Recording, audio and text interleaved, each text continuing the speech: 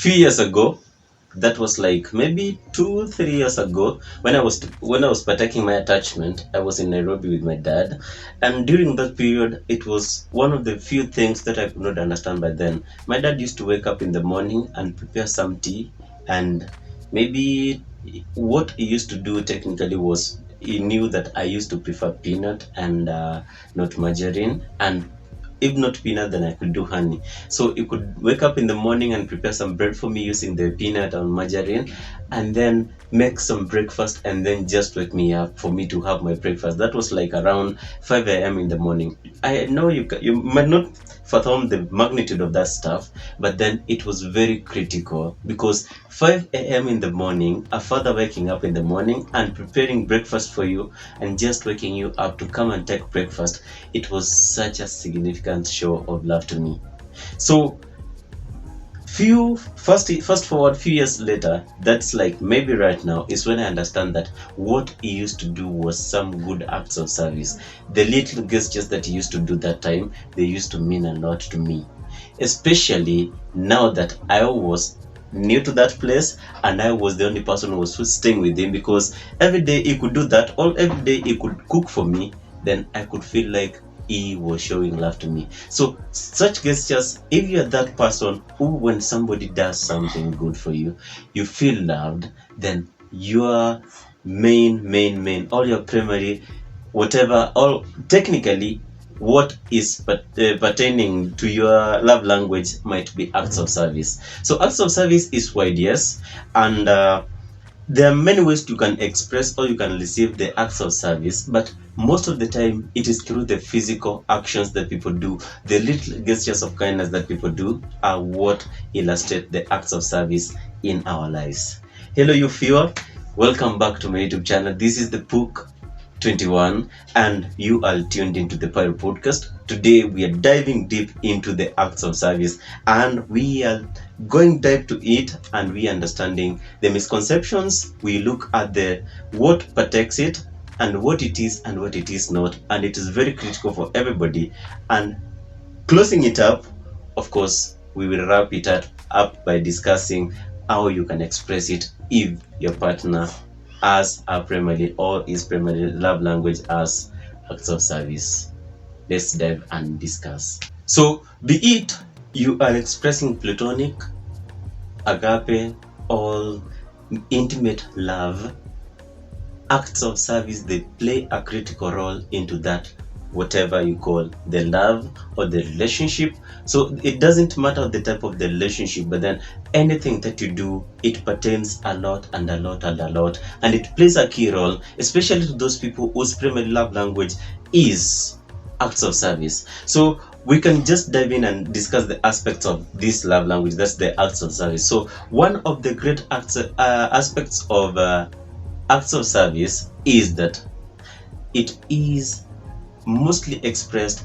I don't know the verse, I can't get it clearly. Yes, there's a verse that used to say that actions speak louder than words. So it is the same for those people whose love language is acts of service. For them, actions speak louder than words. In the previous video, we discussed words of affirmation. To the people whose love language is words of affirmation, then to those people, words mean a lot more than the actions. But for these people whose love language is actions, all acts of service, then actions speak louder to them than words can do. You can say to them, I love you, but then they want you to express it. There are these people who, if you don't come for them, for example, if you organize a date and then you don't go to pick them up, to them it tells them that you don't love them that much.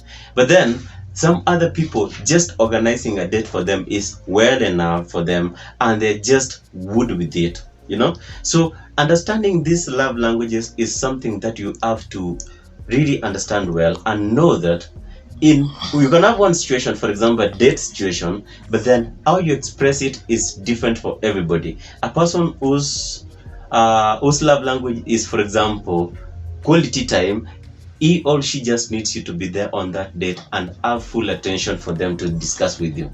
Another person whose love language is words of affirmation, they want you to prove to them through words or through writing that you really love them. And these people whose love language is now acts of service, they want you to prove to them by maybe doing something. What is it that you can do better than any other person? What is it like? Is it the best you've done in this situation? For example, if you have organized a date, good, you have done that, but is it the best you can do? Can you still come for me? Can you still, maybe after the date, escort me home? So such acts of kindness, they really play a great role in this aspect of acts of service. Another great aspect that you can consider is assisting or helping in the daily chores. So this is actually a very contradictory statement maybe to make, or a contradictory point to make, because living in a society where people, the ladies have become more alpha, we have alpha women, and the men are more alpha, yes. So we are dealing with the extreme ends, and nobody want to lean low. Nobody want to lay low for the other person. So it's very challenging, yes. But one thing that is very critical is that, can you assist in the daily chores? Because I'm taking, for example, a situation of a campus relationship. You people, you're not married, but then can you go and do extra mile, help each other in daily chores? Daily chores, here I'm just talking about simple things like washing utensils, simple things like spreading the bed. Can you help your partner to spread the bed in the morning? Because it doesn't have to be aligned with one party. Maybe let's say every day it is this person who does this and this and this. So it is a two-way stuff, and you just have to understand that you doing that little stuff, you assisting in that chore, be it maybe you're cooking, or be it maybe you're washing the utensils, mopping the house, or cleaning the house, maybe spreading the bed, or even just arranging the house, the room, whatever it is, it means a lot. And it's a great aspect that we have to understand if that person you are with as his or her love language as the acts of service. You just have to do that. Another great aspect that we have to consider is that the anticipated needs. So what is it that your partner has always anticipated for? What is it that your partner has always wished for? You going on and making a step and doing that for the person really means a lot. This is a person, for example, who once told you that I want you to, maybe, or one day I'll wish you to take for me a walk. Maybe I'll wish one day for you to wash for me, cook for me, do this for me. So one day, if you do that anticipated need, or that anticipated activity that your partner once wished for, then it will be a great importance to that person. So, and I can just say, justifying all performing the acts of service that your partner really anticipated for, then it means a lot and a lot to them. Another great stuff is that it's acts of sacrifice. So one of the qualities of acts of service is that you have to go an extra mile. Yes, you have to go an extra mile and perform something that is of sacrificial. It can be you're sacrificing your own time, your own maybe schedule, you're working out of your schedule to perform something, but then it's out of sacrifice that the acts of service gain magnitude. Because one of the things that you can do, yes, you can cook. I don't disagree. But then, can you cook under tight schedules? All of us, we are coming from work. We are tired, the both of us. But then, if you take an extra thought and go and perform that duty, then it becomes of great magnitude and becomes a great aspect into the relationship, or it plays a great role into the relationship. So that performing sacrificial activities, it is very critical. Another one is that you have to appreciate and recognize the activities done by your partner, all the activities that your partner does. So this actually becomes from the receiving end. If your partner goes an extra mile and does this one thing for you, then it's not like you need it, yes, but then it's not like you are guaranteed to receive the stuff. So it is very important for you to recognize and appreciate and acknowledge those people for whatever they do, because it is true that they are expressing their love to you. If the person has cooked a meal for you, appreciate the meal. If the person has gone ahead and done something for you, appreciate that stuff that they have done. It doesn't have to be something bigger, just a little stuff, maybe getting you water, preparing breakfast for you in bed maybe, then it becomes a great stuff for you to appreciate. So another great aspect is expressing the love through daily deeds. So daily deeds here, when we talk about daily deeds, they can become simple stuff like maybe walking your partner somewhere, or maybe picking up your partner from work, or picking up your partner from wherever they do their job. Another great stuff, maybe daily deeds, is like cooking, and we can talk maybe other things like ironing for your partner. It's a great act of service that you can use it to express your love for the person. Because, for example, from the story that I shared about my dad waking up in the morning and preparing breakfast for me, it was very great. It was a great deed, and it was out of sacrifice, waking up in the morning and doing that stuff. And one of other things that you can do is that you have to employ something that is like an habit into your life, something that you do to express your love, something that they enjoy. Is it your meal that they enjoy? Then cook for them. You don't have to be dilly-dallying like you have to do this. If you don't do this, then I don't do that. So it's one great stuff that you have to acknowledge that if these people prefer this stuff, then you assist or you do them daily and day in, day out. It contributes to the relationship and the love at large. Another great, which is the last aspect of this act of service that I've been discussing tonight, is the aspect of sharing responsibilities. So when it comes to sharing responsibility, technically, it's a great stuff that we can't discuss under one video, because with the dynamism of the world today, the gender roles, they are shifted. A man can cook, a man can aid in mopping the house. It's not a bad thing, but it's an act of love, depending on the aspect that you're viewing it from. So it is very important to recognize that the gender roles, they are shifted, right?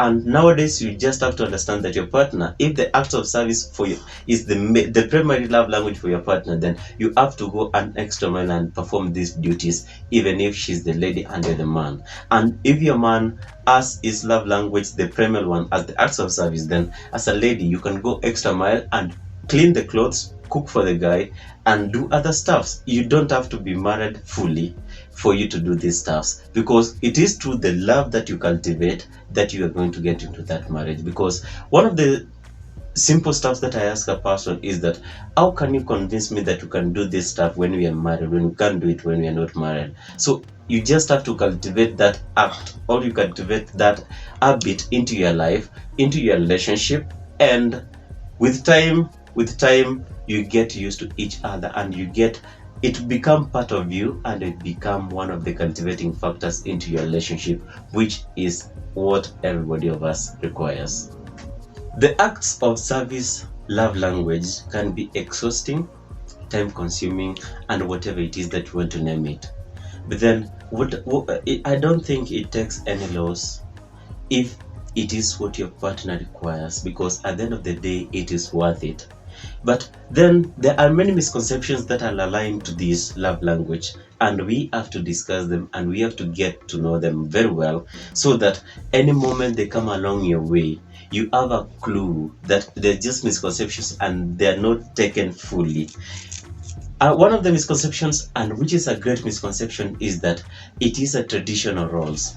So when we talk about traditional roles, technically we're talking about like the customary or the society set gender roles. So these gender roles, an example, if I can cite one, is that, for example, women, they have to cook. A man maybe has to clean the compound and ensure the compound is clean. Maybe I'm talking about slashing the grass and doing such stuffs. And also the man has to ensure that the house is in order, or the man has to pick up the kids from the school. So such stuffs, they are set by the society. We have to understand that one stuff. So when it comes to the society set rules, then it becomes a misconception, because at the end of the day you realize that if my partner is a lady, of course I'm a gent, my partner is a lady, I subscribe to the straight life normal code. So if my partner is a lady, as her love language as acts of service, then I have to go an extra mile and shift from my normal gender roles, which are technically maybe providing security, protecting, and whatever you want to call it, and maybe doing something which is basic for her. One of the things that you can do, for example, is maybe cook for that partner. It's maybe help her clean, help her mop, and help her maybe in ironing the clothes. Such little kind gestures, they contribute to your love, and they are very critical in the whole aspect of it. So traditional gender roles is one of the misconceptions that is greatly aligned into the old paradigm of acts of service. Another great one is that the acts of service is only related to maybe doing chores. It can be house chores or the outdoor chores, but then you have to realize that it is more than the house chores, or it's more than the chores that we do. Little gestures like picking up somebody from somewhere, or maybe taking a moment and escorting somebody to the place that they're heading to, it's also an act of service. So it's not necessarily about doing the chores. It's not necessarily about cooking, mopping, washing the utensils and such. If your partner, maybe you cook for your partner and then you take that food to the person, or if your partner drives and then they come to your place and then they pick you up and take you home, if they help you do something, maybe your kids, and then your partner goes to pick the kids from the school and then they bring them back, it's a kind gesture of acts of service because they are helping in this situation, and it is not linked to generally household chores. Another great one that you have to consider is that it has always to be sacrificial. Yes, part of it has to be sacrifice. Yes, you have to sacrifice your time sometimes. You have to go extra board and sacrifice many other things, maybe going out of your schedule, because if today, for example, if I have a schedule that at this time I'm supposed to be doing something, I'm supposed to be doing something else, but then I still want to give this good gesture to my lady. So if I help her cook, if I help her maybe do something, I'm talking a situation of men, for example, you have a match that is coming up, but then your lady is a little bit tired. So you want to help her cook, then you have to sacrifice the match, you see? Now that's where the point of the whole sacrifice stuff comes in. And another thing that you have to recognize that is that when it comes to acts of service, it's not gender related. It is two-way. So when I'm using the examples of a man helping a lady, it doesn't mean that the lady can do the reverse. They can do the reverse. You see? So that's what it becomes, especially if your man works and the man wakes up in the morning to go. When the man is taking the shower somewhere, you can be helping him ironing the clothes. That's a sacrifice of its own.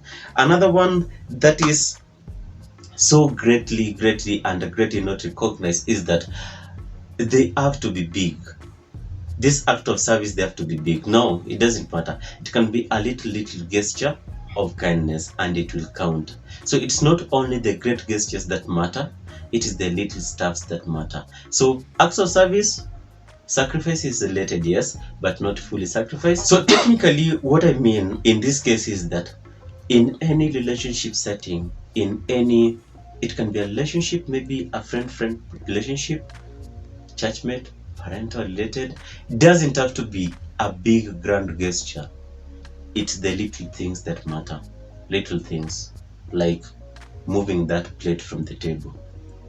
Little things like going to wash your own hands. It doesn't have to be like your partner is bringing the water to you. You get me? So it's the little things that are very significant in whatever we do, not the grand things like maybe if she cooks for me, then that's an act of service.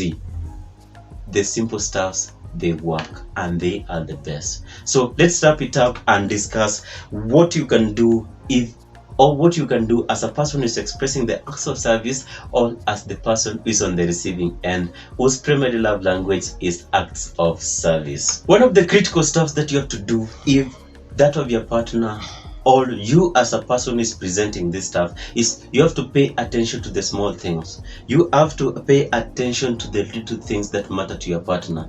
If your partner enjoys your food, that's what you have to focus on. Pay attention to that and work on that stuff. So technically, what I do mean by paying attention to small things, they don't have to be necessarily small things, but then you have to be keen to detail. What is it that those of your partners want? What is it that you can do to your partner? And what is it that when you do makes your partner so happy? What is it that amuses your partner? It can be ironing clothes. It's a small stuff, it's a small acts of gesture, but then they mean a lot and a lot and a lot. So focus on the small things rather than the big things, because small things matter in any other relationship. Another great stuff you have to consider is that what is it that your partner doesn't like doing. So this is actually a little bit contradicting, yes, but hold on and let me explain this.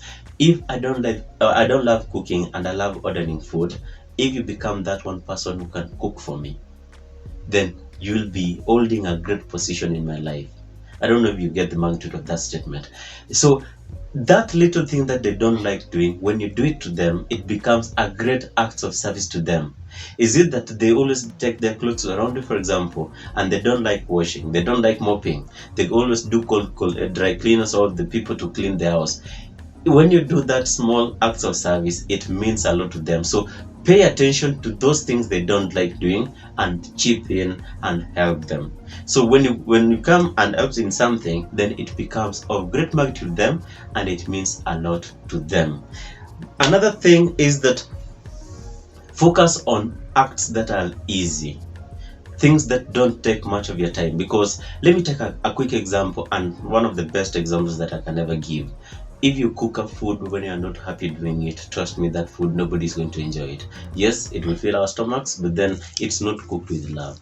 If, for example, you wake up in the morning, not because you want to, but because you think it's your duty to wake up in the morning and iron the clothes, then it becomes not an act of service anymore. It becomes like a duty. It's like you're the house help of the house. That is not what love is about. Love is about doing things that you do willingly, down from the bottom of your heart, with a lot of love. You can't cook, you can't wash the utensils just because you want to. You just have to do that stuff, whatever it is, whatever act you are doing, because you feel like it is an act, all a show of love to your partner.